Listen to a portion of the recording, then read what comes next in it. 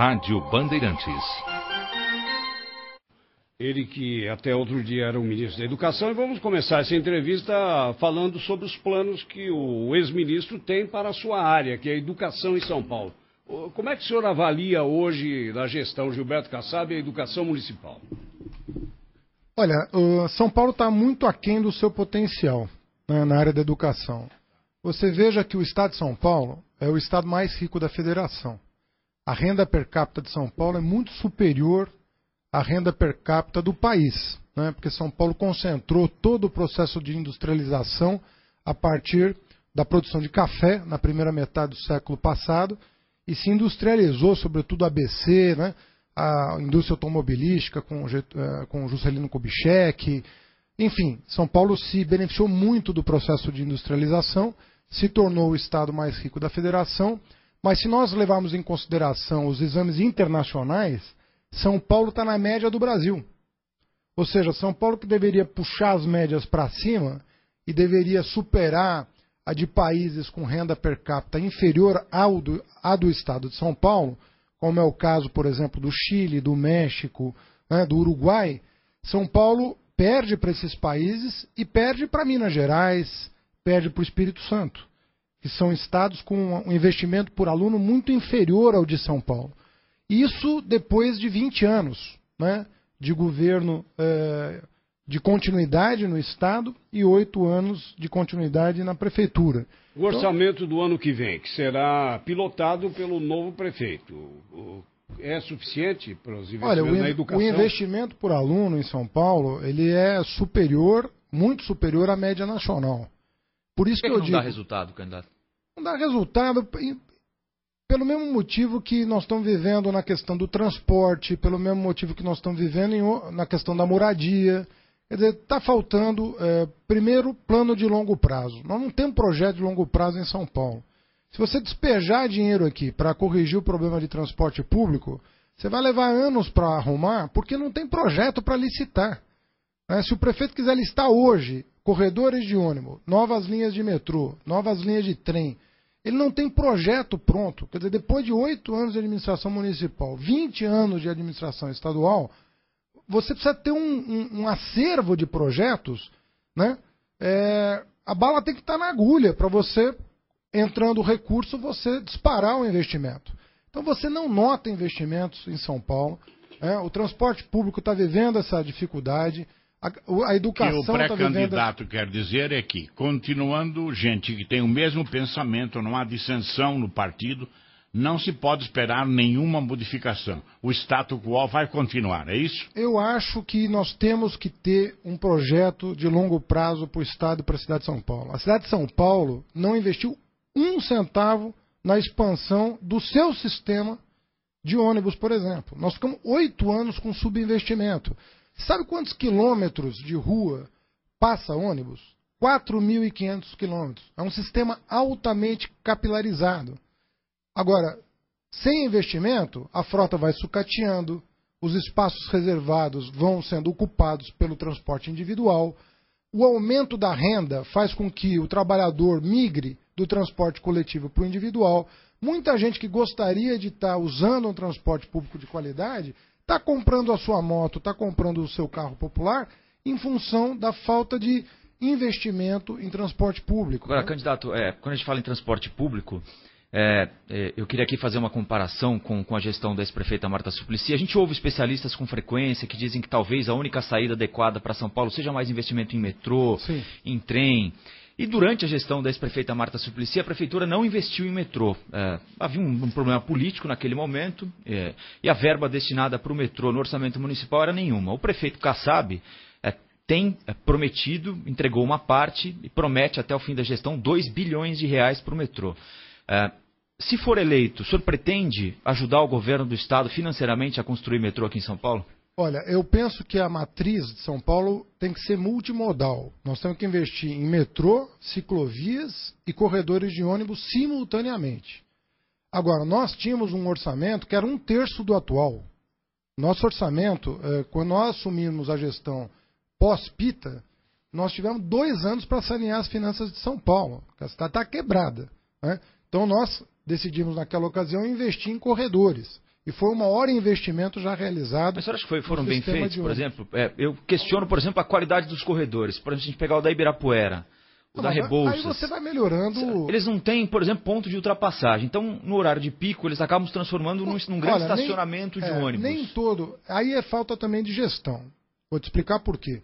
Muitas linhas estão sobrepostas. Muitas vezes um corredor tem que ser mais bem administrado justamente para evitar as filas e aumentar a velocidade média de percurso.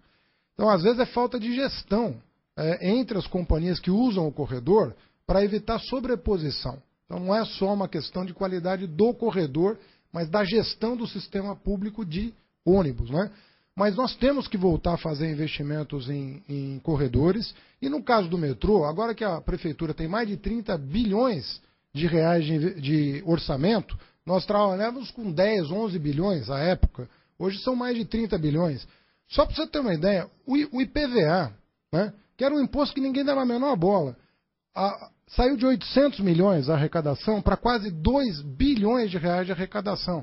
Inclusive, eu não entendo, por exemplo, a cobrança dessa taxa de inspeção veicular. O senhor vai suspender isso? Essa taxa acaba. Essa taxa tem que acabar. Primeiro porque ela não pega todo mundo, né? Tem 25% da frota que nem licenciamento faz e não tem fiscalização. Quer dizer, ele não licencia o carro, não paga a taxa e também não sai de circulação por falta de fiscalização, né? Em segundo lugar, tem muita gente licenciando o carro na região metropolitana, não tem chapa de São Paulo. Aí não paga a taxa também.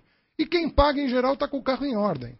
Então o senhor vai manter a inspeção, mas sem a taxa? Eu vou manter e a fiscalização vai aumentar sobre a questão da poluição. Quem é que vai fazer essa inspeção? Vai continuar com a controlar? Nós vamos entrar... Tem um contrato aí. Tem um contrato que está sendo discutido pelo Ministério Público, né? Nós vamos entrar em acordo com o Ministério Público para sanar as deficiências do contrato, que tem problemas enormes, mas o que nós vamos fazer é acabar com essa taxa de inspeção veicular e recrudescer a fiscalização. Nós temos que fiscalizar, sobretudo, porque 27% da frota sequer passa pelo licenciamento. Nossa entrevista está sendo mostrada também pelo canal Band News TV 24 horas do Grupo Bandeirantes. Candidato, o senhor está na TV também, candidato. Por falar em taxa, eu queria seguir nesse assunto aqui. O senhor foi chefe de gabinete da Secretaria de Finanças no começo da gestão da ex-prefeita Marta Suplicy, quando o secretário era João Sayad. E eu, pessoalmente, acompanhei na Câmara Municipal algumas 3 ou 4 idas do senhor à Câmara para explicar aos vereadores da necessidade da aprovação da taxa do lixo e da taxa da luz. 2001, começo de 2002, se eu não estiver enganado. Que renderam a prefeita a pedido de Martaxa. E para muita gente foi um fator importante para que ela não fosse reeleita em 2004. Em 2005, no primeiro ano de gestão do seu provável adversário, José Serra, a prefeitura acabou com essas taxas. Com essas não, né? Taxa da luz e taxa de lixo. Elas taxa não são da luz cobradas continua, aqui em São Paulo. né? Aqui em São Paulo? Lógico. A Câmara não aprovou o fim da taxa de luz. Ele prometeu, mas não acabou, não. Ele manteve a taxa da luz. Então ele cobra, a cidade de São Paulo cobra a taxa da luz. Cobra a taxa de luz, chama COSIP. Foi uma promessa de campanha que não foi efetivada, né? E qual é a sua promessa em relação a isso? Que nunca mais vai pensar em outra taxa? No caso da taxa de lixo, São Paulo é a única cidade que não cobra pela coleta de lixo, né? Mas não está incluído no IPTU? E a população decidiu. É que nem a CPMF. O governo Fernando Henrique fez, acabou no governo Lula. É muito difícil você recuperar um tributo depois que ele foi rejeitado pela população. Fernando, não existe essa possibilidade. Por falar em presidente Lula, o que informou a decisão do presidente de apoiá-lo? Essa sua atuação na área municipal a que se referiu o Rafael agora há pouco, ou foi sua atuação na área federal? Quando é que vocês trocaram ideias para ele saber que você tinha soluções para alguns problemas cruciais de São Paulo? Olha, eu vou te responder assim, colocando um pouco a modéstia de lado, porque na verdade nós fizemos um trabalho no Ministério da Educação que chamou muito a atenção do presidente. Eu vou citar alguns números, né, que expressam essa realidade. Nós criamos um programa chamado ProUni, que beneficiou 1 milhão de jovens de escola pública. Nós criamos o sistema de seleção unificada das federais. Hoje, o paulistano, que faz o Enem, que só tinha a USP, 10 mil vagas, sendo que 75% dessas vagas preenchidas por egressos de escolas particulares. Então sobrava 2.500. O paulistano hoje faz um exame, ele concorre a 300 mil vagas, 200 do ProUni e 100 mil do SISU. Isso no primeiro semestre. No segundo semestre são mais 150 mil oportunidades. Nós somos os responsáveis pela maior expansão das escolas técnicas federais. Nós fizemos em 5 anos mais do que foi feito em um século, praticamente, de história da educação profissional. Fizemos o acordo com o Sistema S, que expandiu os cursos gratuitos do SENAC e do SENAI. Criamos o Fundeb, o Piso Nacional do Magistério, o IDEB, que acompanha escola por escola a qualidade da educação básica. Entregamos as metas que foram comprometidas em 2007. Quer dizer, quando nós lançamos o Plano de Desenvolvimento da Educação em 2007, nós firmamos 30, 40 compromissos com o país. E nós entregamos praticamente todos, né? Então isso faz com que o presidente entenda que uma política moderna se faz assim. Você assume uma lista de compromissos, né? Você persegue... Levou a concluir até, na opinião do presidente, que o eventual candidato, Fernando Haddad, era superior aos requisitos com que se apresentava também a ex-prefeita Marta Suplicy. Não causou um constrangimento para o senhor, não, ter ganho de Marta Suplicy na preferência do ex-presidente Lula? Olha, na verdade, eu penso que não se trata muito de uma disputa pessoal, né? Para ela parece que foi, hein? Bom, mas aí tem que perguntar para ela. Eu acho que não. Eu acho que o que aconteceu foi o seguinte. O que o presidente observa? Ele observa que tem uma safra de políticos novos, né, emergindo no país. Né? Ele gosta muito do Sérgio Cabral, gosta muito do Eduardo Campos, gosta muito do Cid Gomes, né, gosta muito do Jacques Wagner. Ele está vendo uma safra de lideranças emergindo no país, dando uma nova, não necessariamente do PT, inclusive, né, do PMDB, do PSB, que está dando uma nova configuração para a política nacional. Né? E ele entende que São Paulo precisa dessa chacoalhada, quer dizer, colocar a política, modernizar a política de São Paulo, né? Colocar alguém que não queira fazer de São Paulo um trampolim. Quer dizer, a Marta ia fazer isso? Eu não estou falando, eu estou falando que foi feito isso em São Paulo. A Marta ia fazer de trampolim? Não fez isso. Não, mas ela, se fosse candidata, ela poderia fazer isso. A Marta não só cumpriu os 4 anos, como se candidatou à reeleição. Se é uma coisa que não dá para acusar a prefeita Marta, é de falta de compromisso com a cidade. Goste dela ou não. Não, pois é, mas o senhor está dizendo aí que o Lula viu isso, o senhor, que não vai fazer trampolim, quer dizer que a Marta faria para ser candidata ao governo. Zé Paulo, eu não disse isso. Eu disse que o prefeito que foi eleito no lugar da Marta fez. Né? E estou dizendo que ele entende que tem uma safra de lideranças novas que podem arejar a política. A Marta tem mandato. O que leva ele a esses rasgos de ousadia. É o contrário do que você está falando, porque a Marta acabou de ser eleita senadora. Então, quando você pergunta aí sobre a prefeitura, na verdade você tem que fazer a pergunta sobre o Senado. A Marta foi eleita senadora, um mandato de 8 anos, né? Foi bem votada, né? Ela tem um mandato. Então, quando eu me refiro a isso, eu me refiro ao fato de que ela assumiu o compromisso com a cidade, honrou esse compromisso, aí se candidatou ao Senado, foi eleita. Se ela não tivesse sido eleita, seria uma outra circunstância. Mas ela foi eleita, né, para o Senado com apoio entusiástico do PT, todo mundo se mobilizou. Então, quer dizer, abriu-se um espaço. Né, o Mercadante foi para o Ministério da Educação. A Marta foi eleita senadora. Então, ela falou, bom... dentre os quadros do PT, quem está com disposição, depois de 8 anos no Ministério da Educação, para se apresentar em nome do partido, é o Fernando Haddad. E a eleição de Dilma Rousseff animou ainda mais o presidente de pegar alguém que ia partir do nada, praticamente. Uma eleição municipal em São Paulo, uma terra de rebeldes, é diferente, não dá. Ele acha que o sucesso de Dilma poderá ser repetido até com mais vantagem se tratando da sua pessoa, de Fernando Haddad? Olha, eu penso que no caso da Dilma, o raciocínio do presidente foi o mesmo. Quer dizer, ele entendeu ali, né, que podia dar um passo ousado no sentido de apresentar uma proposta nova para o país. Você veja que a Dilma tem um perfil completamente diferente de um político tradicional. Ela não tem nada de um político tradicional, no sentido menor do termo, né? Ela está querendo renovar as práticas políticas. O grande problema dela é que o Congresso é constituído de políticos tradicionais, como a Câmara Municipal de São Paulo também é constituída de políticos tradicionais. Mas mais uma razão para nós a apoiarmos. Quer dizer, nós temos que apoiar a Dilma porque ela quer renovar as práticas políticas. Né? E eu penso que um prefeito de São Paulo também tem que renovar as práticas políticas. O senhor vai cumprir seu mandato, candidato? É difícil renovar a prática política. É um embate duro. Você tem que compor maioria no parlamento, seja na Câmara Municipal, seja na Câmara Federal. Agora, é dever, né, dessa nova geração que está emergindo mostrar serviço, suar a camisa, né, tentar estabelecer novo padrão de relacionamento. Eu acho que a Dilma é um exemplo disso. Né? Uma mulher ousada, uma mulher com uma trajetória extraordinária, que está tentando mostrar para o país que tem um outro caminho de fazer política. Política de alto nível, política sem toma lá da cá, política sem barganha. Mas aí não dá para fazer política, está visto aí. Dá, ela precisou trocar até a liderança do Senado e da Câmara. Vou te dar um exemplo. No Ministério da Educação, né, durante a minha gestão, nós aprovamos 2 emendas constitucionais, 2, e aprovamos mais de 50 projetos de lei, sem voto contrário da oposição. Eu não estou nem falando da base aliada, eu estou falando da oposição. Nós conseguimos construir maioria na Câmara e no Senado, e nós temos o maior acervo de projetos aprovados. Foi a maior reforma educacional que o país viveu. Você reescreveu o capítulo da educação. Mesmo com os tropeços do Enem? Olha, eu não posso responder por crime cometido contra o Enem, a não ser a Polícia Federal.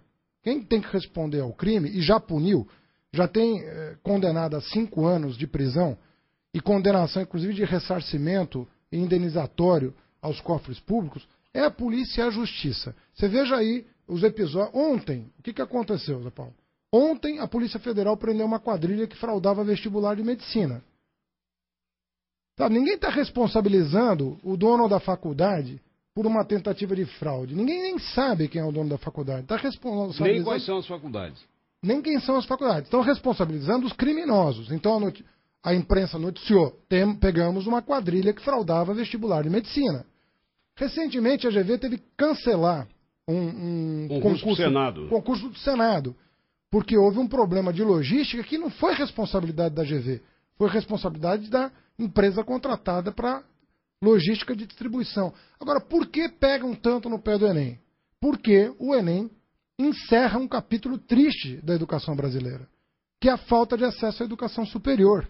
O vestibular exclui, o vestibular cobra taxa, o vestibular tem uma indústria de cursinhos pré-vestibulares. O Enem é feito em 1.600 cidades, 3/4 dos inscritos não pagam taxa, quem paga, paga R$ 35. Você pode fazer em qualquer lugar do país. Você, com o seu boletim, disputa qualquer vaga do país. Ontem mesmo foi noticiado, o Mackenzie, uma universidade particular, né, que não tem nada a ver com o Ministério da Educação diretamente, não é mantido pelo Ministério da Educação, aderiu ao Enem, dizendo que é uma política irreversível.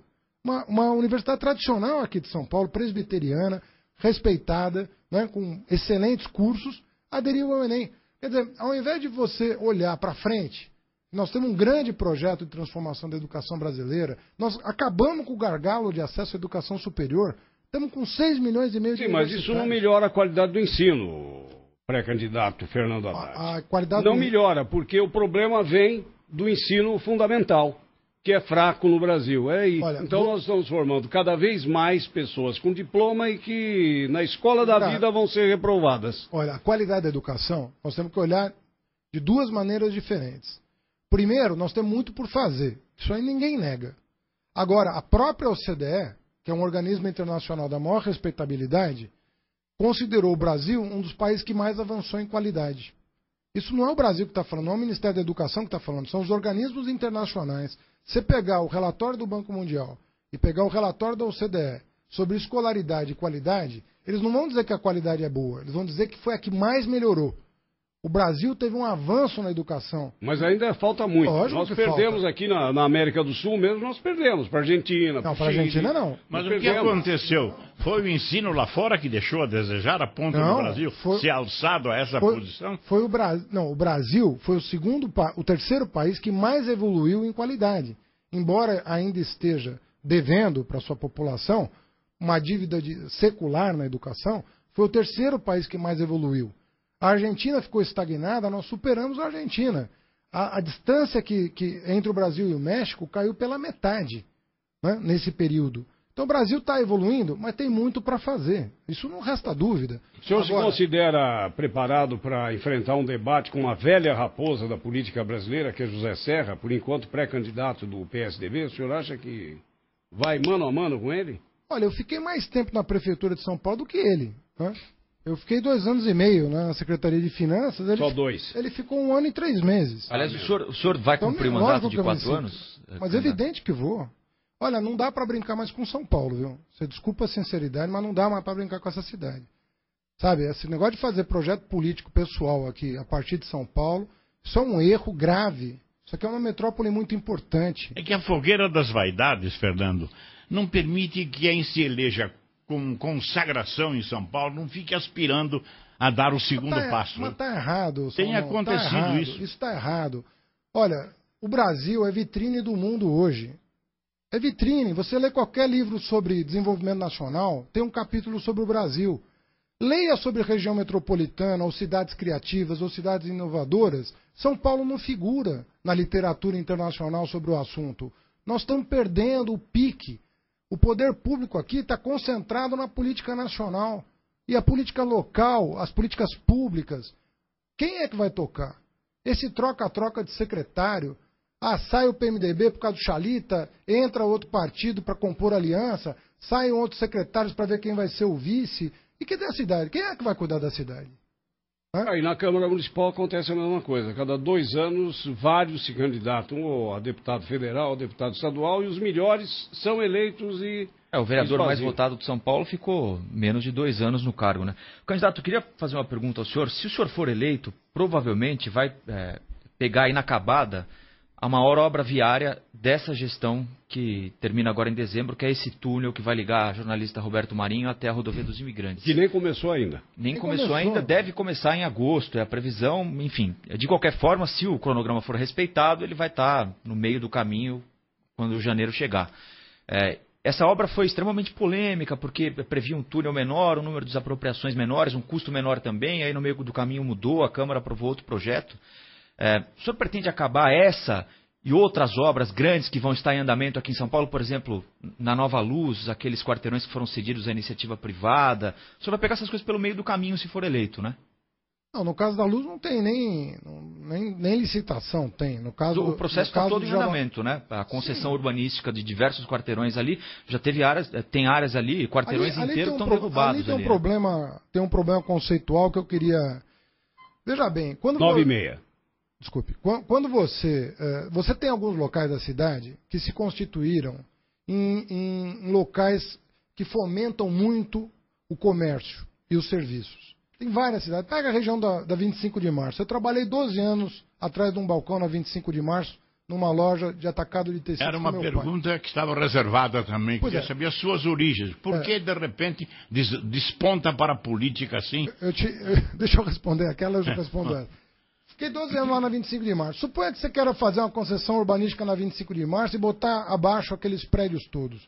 Você vai perder um patrimônio que a cidade construiu ao longo de décadas de tornar a 25 de março referência que é o que está acontecendo internacional. Na Santa Efigênia, por exemplo. Pois é, os comerciantes da Santa Efigênia estão reclamando com razão. A prefeitura tem que olhar para o fundo de comércio do comerciante não apenas como um patrimônio individual. Aqui não é um patrimônio da cidade. A Santa Efigênia é conhecida no país inteiro.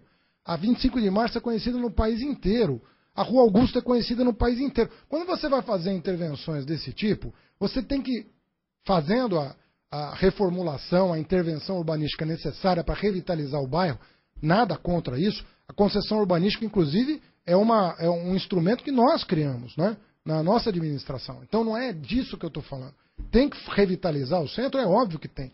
Agora você precisa atentar para o fato de que existe um fundo de comércio que é do indivíduo, do empresário, mas aquilo tudo, o conjunto, é um fundo de comércio municipal.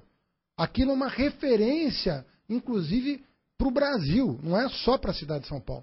Então você tem que tomar muito cuidado, sob pena de você botar abaixo um legado importante das gerações que construíram a reputação daquele bairro, né? Então, isso vale para várias áreas da cidade que precisam ser revitalizadas. Estamos entrevistando o pré-candidato do PT à Prefeitura de São Paulo, o ex-ministro da Educação, Fernando Haddad. Continuaremos em seguida.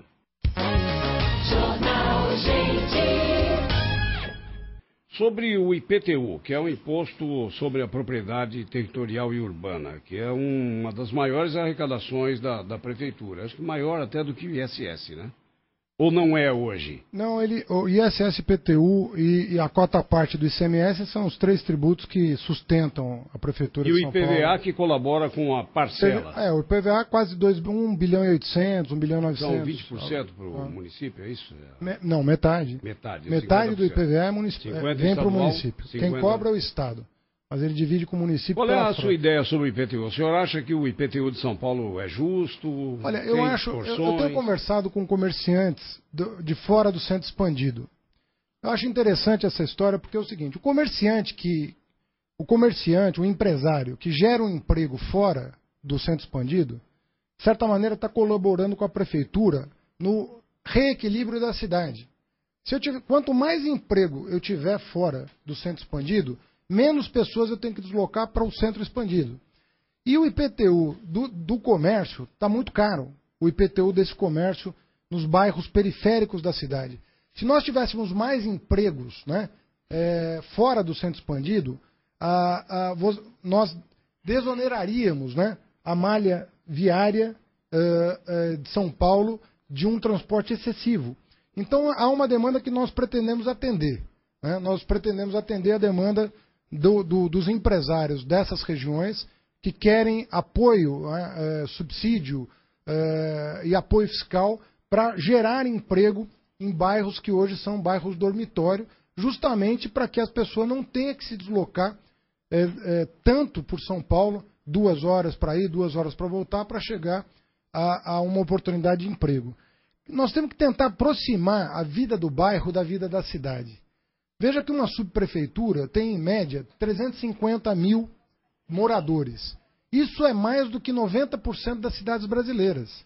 Então, uma subprefeitura tem que se assemelhar tanto quanto possível a uma cidade, com comércio, com geração de emprego e renda, com serviços públicos de qualidade.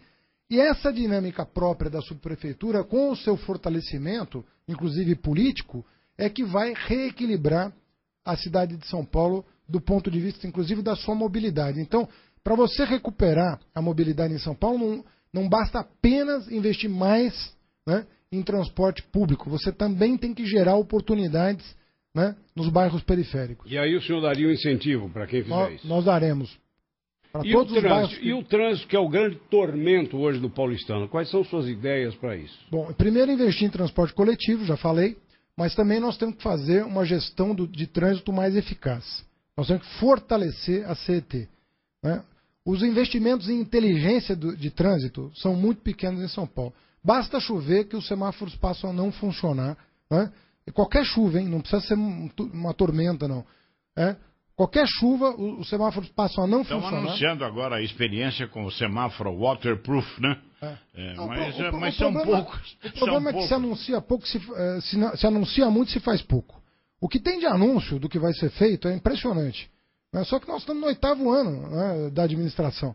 Vai precisar anunciar menos e entregar mais. Candidato, semana passada a cidade viveu um período de exclusão com os problemas na distribuição de combustível motivados pelas restrições que a Prefeitura impôs à circulação de caminhões aqui em São Paulo. O que é que o senhor pensa dessas restrições? O senhor acha que são adequadas? Pretende manter? Não, você precisa organizar a cidade. A restrição ela vem porque você também... quase que uma consequência da falta de investimento. Nós não podemos continuar entregando menos de 2 quilômetros de metrô ao ano. Não dá para ser assim. Nós queremos investir mais em metrô, mas mediante um plano de metas. Nós vamos trazer mais dinheiro para o metrô, mas nós queremos um plano de metas.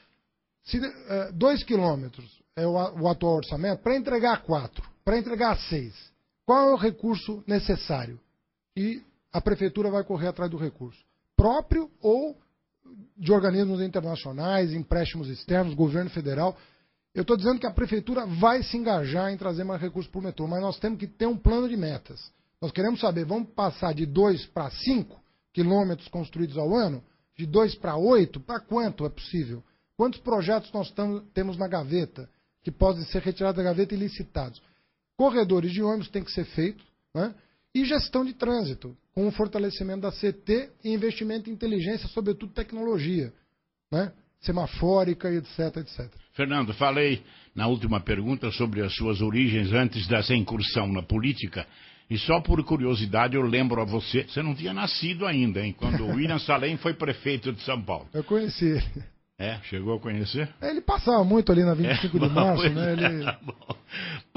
Depois tivemos Paulo Maluf, Antônio Salim, Curiati, Gilberto Kassab. E agora, será Fernando Haddad? Tem uma coisa muito boa em São Paulo, que é esse acolhimento, né? Meu pai é imigrante, né? Veio do Líbano em 1947. Depois de 5 anos morando no interior de São Paulo, em 52 se estabeleceu definitivamente. Meu avô, que era padre da Igreja Ortodoxa, depois de viúvo se tornou padre. Veio no fim da vida se despedir dos filhos, né? E está enterrado, os restos mortais dele estão na Igreja Ortodoxa ali do Paraíso. E a vida inteira eu me dediquei a 2 coisas, né? Ao comércio com meu pai, tive uma construtora com meu cunhado, mas a carreira acadêmica. Eu fiz graduação em Direito, mestrado em Economia e doutorado em Filosofia na Universidade de São Paulo, universidade da qual eu sou professor. Mas, paralelamente à carreira acadêmica, eu tinha que ganhar a vida, né? A carreira acadêmica não te oferece condições de sustentar a família. Eu casei cedo, né, com a minha companheira, então eu trabalhei esse tempo todo paralelamente, lá na 25 de março e no Itaim Bibi, onde eu tinha uma construtora com meu cunhado engenheiro.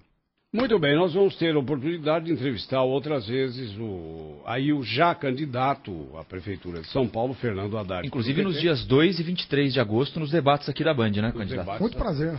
Satisfação. E agradecemos por hora o seu comparecimento hoje. Um bom dia, bom dia a todos. Fernando Haddad. Obrigado.